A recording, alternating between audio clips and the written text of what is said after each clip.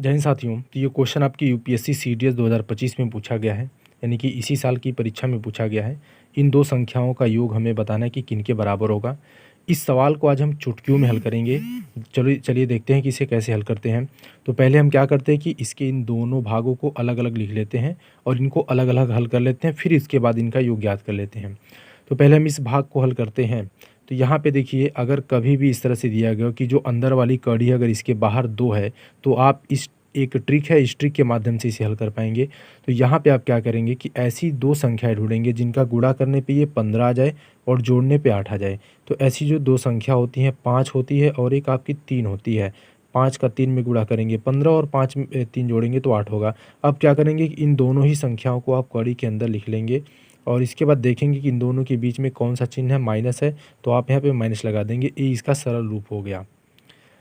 इसके बाद हम इस क्वेश्चन को हल करते हैं। तो यहाँ पे आप जब हल करेंगे तो यहाँ पे देख रहे हैं कि इस कड़ी के बाहर 4 है, लेकिन आप इस ट्रिक का यूज़ तभी कर सकते हैं जब इसके कड़ी के बाहर 2 हो। तो हम क्या करते हैं कि इसे 2 बना लेते हैं। यदि 2 नहीं दिया है तो 2 बना लेते हैं। तो 17 माइनस ये जो आपका 4 दिया गया, इसे हम 2 गुणे 2 लिख सकते हैं, ठीक है। और उसके बाद हमारा कड़ी में 15 हो गया।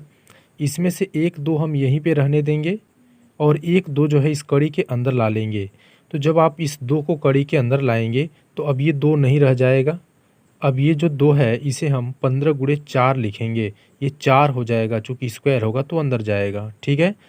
अब 15 और 4 का जब गुणा करेंगे हम तो ये क्या हो जाएगा, कड़ी में 60 हो जाएगा। अब देखिए इसके बाहर भी 2 आ चुका है और अब हमारा ट्रिक यहाँ पे काम कर जाएगा। तो अब ऐसी 2 संख्या ढूंढना है जिनका गुणा करने पे तो 60 है, जोड़ने पे 5 है। तो ये संख्या 12 और 5 होंगी, ठीक है। तो ये जो 12 है आपका कड़ी में लिख दिया हमने और यहाँ पे कड़ी में 5 लिख दिया। इन दोनों के बीच में माइनस का चिन्ह है तो माइनस लगा दिया। ये इसका सरल रूप हो गया। अब हम क्या करेंगे कि इनको और इनको जोड़ लेंगे। तो हम पहले इसे लिख लेते हैं, कड़ी में 12 माइनस कड़ी में 5 लिख लेते हैं, ठीक है।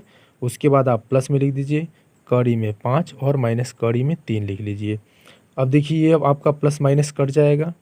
ये जो 12 है इसे हम सरल करते हैं, जब इसका गुणनखंड करेंगे तो 2 दूनी 4 और 4 तिहाई 12 हो जाएगा और यहाँ पे माइनस कड़ी में 3 हो जाएगा। यहाँ से देखिए इसका पेयर बन जाता है, तो यहाँ से निकलेगा 2 कड़ी में 3 होगा और माइनस में फिर कड़ी में 3 होगा।